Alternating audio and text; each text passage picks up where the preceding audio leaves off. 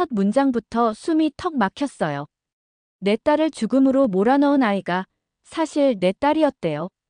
루시아가 그렇게 말했을 때 방 안의 공기가 한 뼘쯤 움츠러들었고요.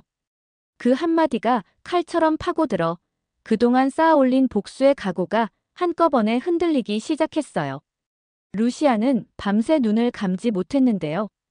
미소가 병실 침대에서 환하게 웃던 장면이 떠올랐고 세리가 엄마라고 기대던 체온이 따라왔어요. 마음의 저울대가 좌우로 미친 듯이 흔들렸지만 루시아는 호흡을 고르고 다짐했어요. 감정은 잠깐 접어두고 기록으로만 확인하자고요. 사실이 먼저고 감정은 그 다음이어야 한다고 스스로를 붙들었어요. 다음 날 새벽 루시아는 가장 먼저 보건소와 산부인과의 오래된 분만부를 뒤졌어요. 같은 날짜, 같은 병원, 비슷한 시간대에 태어난 두 아이의 이름이 정갈하게 찍혀 있었고요. 신생아 카드 사본에 적힌 메모가 이상하게 마음에 걸렸어요. 미수가 관찰 필요. 한 아이는 비교적 빨리 인큐베이터에서 나왔고 다른 아이는 며칠 더 관찰했다고 적혀 있었어요. 담당 간호사 서명은 흐렸지만 반복적으로 등장하는 약칭 하나가 유난히 눈에 밟혔고요. 루시아는 그 약칭을 수첩에 옮겨 적은 뒤 그날의 근무표와 대조했어요. 확인은 여기서 끝나지 않았어요. 루시아는 세리가 쓰던 빗과 마스크를 챙겨 정식 절차를 밟아 친자 검사를 의뢰했어요. 본인 시료 채취는 병원에서 바로 진행했고 결과 수령은 본인 직수령, 외부 유출 금지로 박아두었죠. 차로 돌아오는 길, 손등엔 식은땀이 맺혔고요. 해물 알레르기로 두드러기가 솟던 날 세리가 숟가락을 왼손으로 툭 바꿔 잡던 습관, 생일 초에 꽂던 숫자까지 머릿속에서 한 줄로 줄을 섰어요. 혹시 라는 단어가 가슴을 툭 건드렸고 루시아는 다시 다짐했어요. 결과가 나올 때까지 아무 말도 하지 말자고요. 그 사이 스텔라 정과 짧게 연락을 주고받았어요. 스텔라는 감정을 섞지 말고 선만 그어가자고 조심스레 덧붙였고요. 얼굴선이 닮았다는 느낌은 근거가 될 수 없어요. 기록이랑 데이터로 가요. 그 말이 꽤나 든든했어요. 루시아는 눈앞에 놓인 할 일 목록을 더 촘촘히 채웠고 회사에선 평소처럼 결제를 내리고 회의를 소화했어요. 세리가 사무실 문을 두드리며 점심 같이 먹어요. 엄마라고 속삭였을 때 손끝이 살짝 떨렸지만 티내지 않으려고 입술을 꾹 깨물었고요. 결과 문자는 월요일 오전 회의 직전에 도착했어요. 민셀이 목에 일치. 그 두 단어가 화면 한가운데에 박혀 있었고요. 루시아는 회의를 끝까지 마친 뒤 상담실 문을 잠그고 보고서를 열었어요. 수치가 선명했어요. 흔들림이 없었고요. 루시아는 바로 재검을 요청해 다른 라인의 교차 검증까지 잡았어요. 혹시라도라는 변수를 이 정도에서 닫아두고 싶었거든요. 재검 접수 알림을 확인하자 마음이 반쯤 내려앉았어요. 이제 다음 단계였죠. 루시아는 20년 전 그날의 시간표를 역으로 맞춰봤어요. 분만실 입실 시간, 신생아실 반입 시간, 인큐베이터 이동 로그. 전산장애로 기록이 잠시 날아갔다는 메모와 함께 라벨 교체 흔적이 어설프게 남아있었어요. 스테이플 자국 옆에 조금 삐뚤어진 접착 라인이 따라 붙어 있었고요. 카드에 적힌 체중과 시간은 밑에 깔린 원래 라벨과 미세하게 달랐어요. 위에는 미소, 아래에는 세리. 그 겹침이 문제였어요. 루시아는 한숨을 길게 내쉬고 당시 야간 대체 인력 명단을 다시 확인했어요. 공실장의 본명을 축약한 듯한 약칭이 명단 끝줄에 조그맣게 찍혀 있었고요. 그녀는 해당 날짜의 회계 전표를 조회했어요. 야간 수당이 2번 처리되어 있었고 외부 인력 비용 항목에 민간 계열법인 카드 결제 내역이 새벽 4시에 승인되어 있었어요. 승인자 약칭은 MK. 민경채, 김선재 두 사람의 이니셜이 그 자리에서 겹쳐졌어요. 접속 IP는 민강 별장 인근 회선. 명의자는 공실장. 선들이 하나로 엮이기 시작했어요. 그날 저녁 루시아는 조용한 카페 구석에서 공실장을 불러앉혔어요. 탁자 위에는 봉투 하나, 그 안에는 분만 기록, 근무표, 회계 전표, 라벨 사진이 차례대로 들어있었고요. 루시아는 짧게 말했어요. 오늘 사실을 이야기하고 가요. 공 실장은 처음엔 모른다고 했고 오래된 기록은 늘 오류가 있다며 눈을 피했어요. 하지만 라벨 사진과 결제 전표가 펼쳐진 순간 공 실장의 어깨가 눈에 띄게 축 가라앉았고요. 결국 입술이 떨리며 말이 터졌어요. 공 실장은 그날 밤을 길게 더듬었어요. 갓 태어난 두 아이가 울고 인큐베이터 열풍이 윙하고 돌던 소리, 정전 경보가 잠깐 울렸다 끊긴 순간 누군가 말끝을 누르듯 조용히 처리하라고 밀어붙이던 저음. 그때 저도 무너졌어요. 한쪽은 혼자였고 한쪽은 돈과 권력이 있었고요. 잘 살 아이를 데려가면 모두 편해질 거라는 그런 착각을 했어요. 공 실장은 고개를 숙였고 손등을 꽉 움켜쥐었어요. 그 손등 위로 세월이 남긴 잔주름이 겹쳐 보였고요. 루시아는 끝까지 말을 끊지 않았어요. 가슴 한가운데가 뜯기는 것처럼 아팠지만 눈빛은 흔들리지 않았어요. 자백이 끝났을 때 루시아는 단호하게 정리했어요. 세리는 제 딸이에요. 그 문장을 먼저 소리내어 꺼내놓았고요. 공기가 잠깐 멈춘 듯 고요해졌어요. 그 다음 문장은 더 낮았어요. 아이에게는 죄가 없어요. 책임은 어른들이 져요. 공 실장은 무릎을 꿇겠다고 했지만 루시아는 고개를 저었어요. 용서는 나중 문제예요. 지금은 기록을 바로 세울 때예요. 그 즈음 재검 결과가 도착했어요.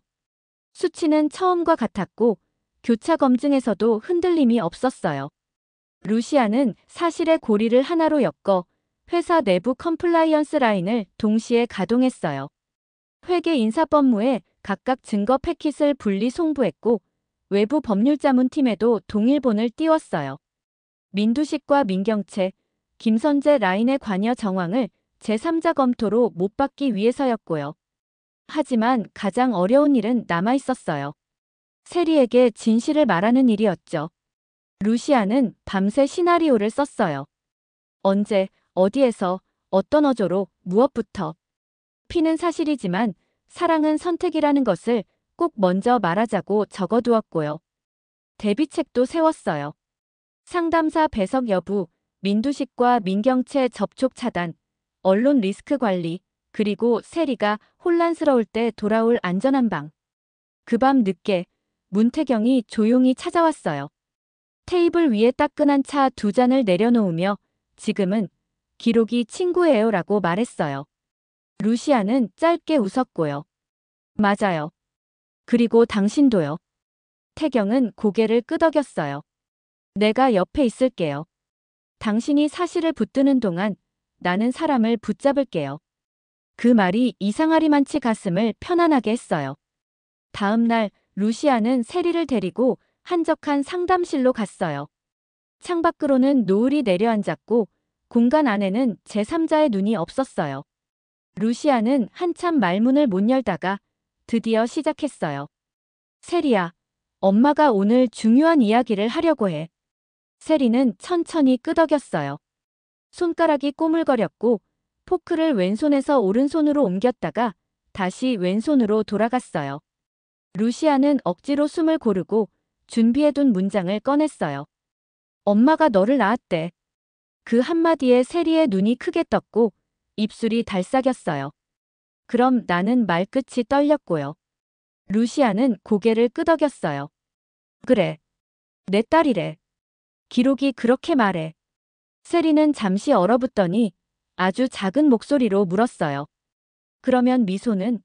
그 질문이 가슴을 찢었지만 루시아는 도망치지 않았어요. 미소는 경채 쪽 아이였대. 세리는 입술을 깨물었어요. 미안해요, 엄마. 그 단어가 어쩐지 낯설게 들렸어요. 루시아는 세리의 손을 덮었어요. 미안할 사람은 어른들이에요. 너랑 미소 둘 다 잘못이 없고 그래서 둘 다 내 마음에 있어요. 세리가 울음을 터뜨렸고 루시아도 더는 참지 않았어요. 두 사람의 울음이 한참 겹쳤고요. 곧 정리의 시간이 왔어요.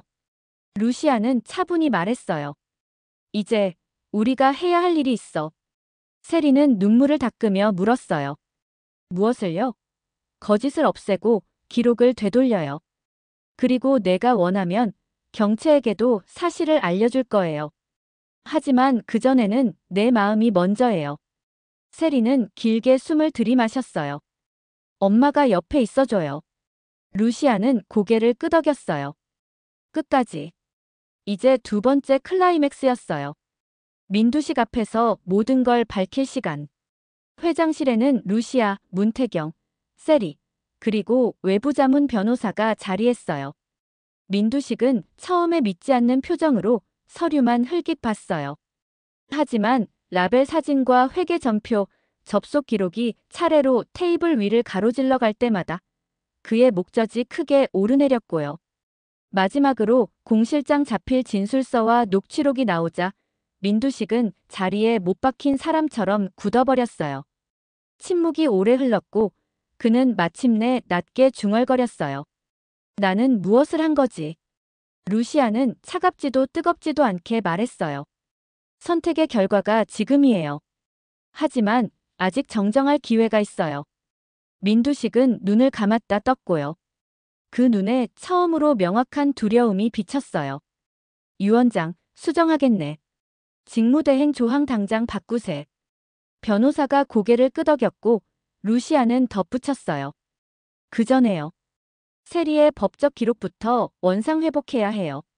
미소에 대한 사과도요. 경채에게는 법이 할 일을 하게 놔두고요. 그 순간 문이 벌컥 열리며 민경채가 들어왔어요. 문턱에서 멈춰선 그녀의 눈이 서류 뭉치를 스캔했어요.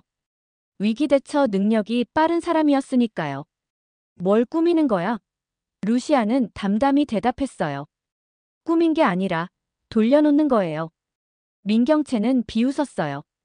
내가 말끝이 다 올라가기 전에 세리가 한 발 앞으로 나왔어요.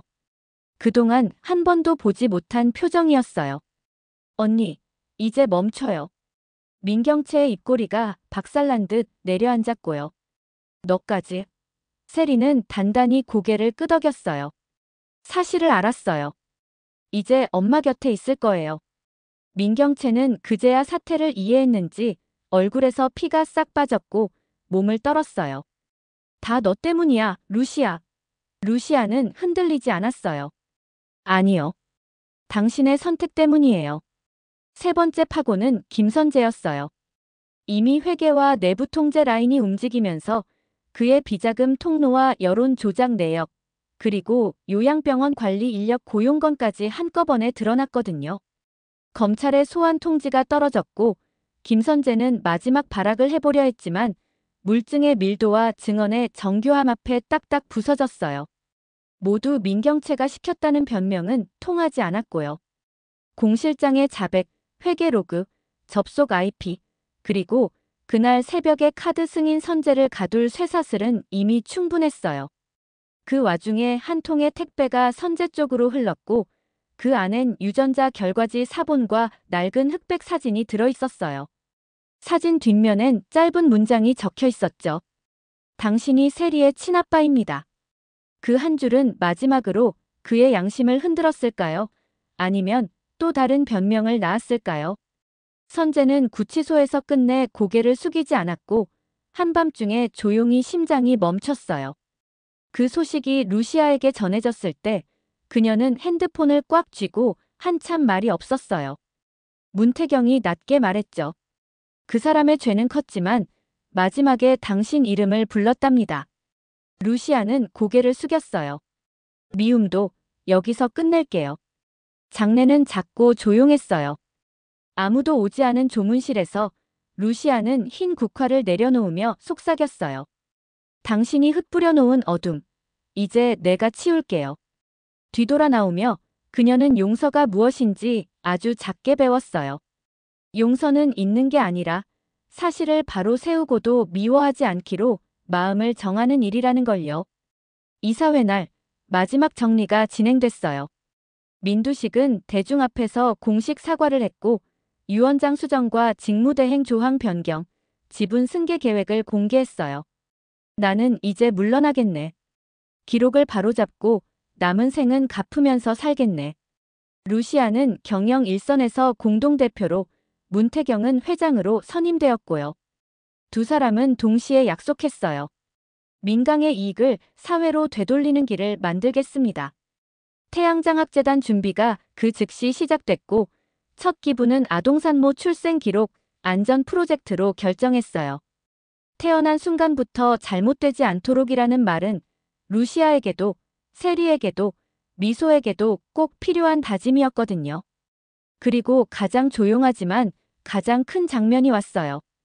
루시아와 세리의 법적 기록 정정 절차가 마무리되던 날 민경채가 면회를 요청했어요. 회색 유리병 너머 민경채는 마르고 작아져 있었어요. 오래 버티던 눈빛이 부러진 유리 조각처럼 흐려져 있었고요. 미안해. 그게 전부였어요. 루시아는 잠시 말이 없었어요. 그리고 천천히 고개를 끄덕였어요. 늦었지만 알아요. 민경채는 울먹이며 덧붙였어요. 다음 생이 있다면 그땐 세리를 미워하지 않을게. 루시아는 낮게 대답했어요. 그땐 내가 먼저 안아줄게. 유리벽 위로 두 사람의 손이 포개졌고 차갑지만 확실한 온기가 전해졌어요. 시간이 조금 흘러 루시아는 건강한 아기를 품에 안았어요. 아들입니다. 부모님을 반반 닮았네요. 간호사의 말에 웃음과 눈물이 한꺼번에 쏟아졌고요. 문태경이 아이의 조그만 손을 잡으며 속삭였어요. 당신의 용기와 우리의 믿음이 만든 기적이에요. 아이의 이름은 오래 고민 끝에 정했어요. 빛이 스며든다는 뜻을 담아서요. 세상의 시작이 흔들리지 않도록 지켜줄게. 루시아가 그렇게 말했어요. 태양장학재단 개관날 현판이 햇살을 받아번쩍였고 세리는 행사장 한 귀퉁이에서 아이들에게 책을 읽어주고 있었어요. 그 모습이 무척 자연스러웠고 루시아는 멀찍이 서서 한동안 그 장면을 바라봤어요. 문태경이 다가와 말했죠. 여기까지 왔네요. 루시아가 웃었어요. 우리가 아닌 것들로 흔들리던 시간은 끝났네요. 두 사람은 사람들 앞에 서서 짧게 선언했어요. 우리는 기록을 지키겠습니다. 그리고 사람을 지키겠습니다. 마지막으로 루시아는 조용한 오후에 혼자 납골당을 찾았어요. 미소에게 들려줄 말이 많았거든요. 흰 국화를 내려놓고 천천히 앉아 이야기를 시작했어요. 미소야, 엄마가 사실을 다 제자리로 돌려놨어요. 내가 아픈 이유도, 내가 아팠던 이유도 이젠 더 숨지 않아요. 내 이름을 걸고 다른 아이들이 바뀌지 않도록 지킬게. 바람이 아주 작게 스쳐 지나갔고 루시아는 눈을 감았다 떴어요. 눈물은 있었지만 슬픔만은 아니었어요. 끝난 자리에서 시작하는 마음, 그 마음이 분명히 있었거든요. 이야기는 여기서 잠시 숨을 고를게요. 모든 비밀이 다 풀린 것 같아도 삶은 언제나 다음 장을 준비하잖아요. 민두식이 얼마나 제대로 갚아낼지, 민경채가 어떤 방식으로 자신을 바꿔갈지, 세리가 어떤 어른이 되어갈지 그건 우리가 함께 지켜볼 다음의 몫이에요. 분명한 건 하나예요. 피는 사실을 말하지만 선택은 사람을 만든다는 것. 루시아가 증명했어요. 기록으로 진실을 붙잡고 사랑으로 사람을 붙잡을 수 있다는 걸요. 끝까지 함께 해주셔서 고마워요. 다음 장에서도 태양은 매일 떠오를 거예요. 그리고 그 빛은 이번엔 누구도 삼키지 못할 거예요. 다음 추리도 놓치지 마세요. 더 흥미진진한 리뷰를 위해 구독과 좋아요 꼭 부탁드립니다. 감사합니다.